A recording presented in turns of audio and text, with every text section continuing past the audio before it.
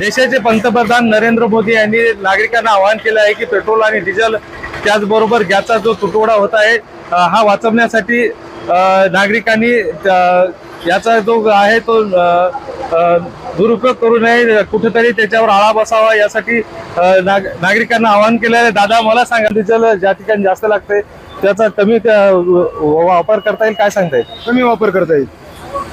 कशा पद्धतीत करता येईल?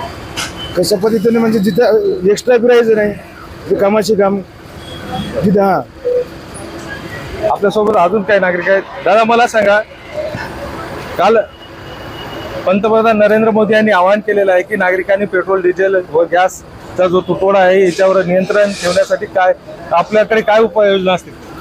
अपने लिए हिसाब से वापरने का, ज़्यादा यूज़ नहीं करने का.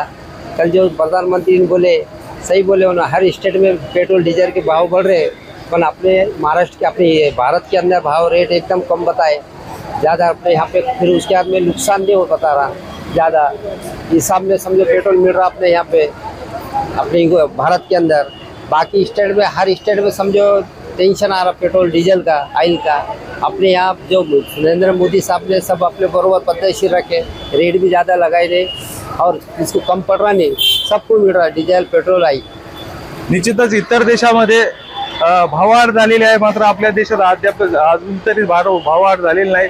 मात्र या काळात दुसऱ्या येणाऱ्या काळामध्ये भाववाढ होऊ शकते. काल पंतप्रधान नरेंद्र मोदी यांनी आवाहन केलेलं आहे की नागरिकांनी पेट्रोल डिझेल व गॅस जो तुटवडा होत आहे या संदर्भात थोडं काळजी घ्यावी. नागरिकांनी काय आव्हान असेल, काय वाटतं आपल्याला? पेट्रोल बघून वापरावं. हो, बाकी जे तुटवडा आहे ते काही ना काय करणार पंतप्रधान आहे आपले. आपल्या सगळ्या देश हितासाठी जे ते उचित राहील ते आपण करू.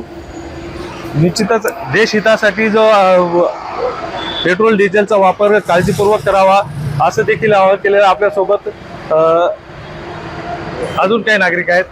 मला सांगा, काल पंतप्रधान नरेंद्र मोदीने आवाहन केलेलं आहे की पेट्रोल डिझेलचा जो तुटवडा होत आहे याच्यावर काळजीपूर्वक नागरिकांनी काळजीपूर्वक वापरावं, काय सांगता येईल? आता आम्हाला तर गरज असल्या म्हणून न्यावं लागते. आज आता एकदा मी बाटल घेऊन येणार पण ते येणेच बाटल म्हणजे आम्हाला मग काय करायचं खेड्याच्या लोकांना? काळजीपूर्वक वापरावं लागते. हायवेचा त्याचा वापर होणारच नाही, कारण दुसऱ्यासाठी कशाला वापर केलं? एक तर गाडी किंवा शेती म्हणजे कामासाठी. मग त्याच्या किमती कमी केल्या तर काहीतरी इकडे किमती कमी होतील. निश्चितच न मिळणारं पेट्रोल आणि आता जो इतर समस्यांना नागरिकांना तोंड द्यावं लागत आहे. गजानन पवार, LS मराठी, हिंगोली.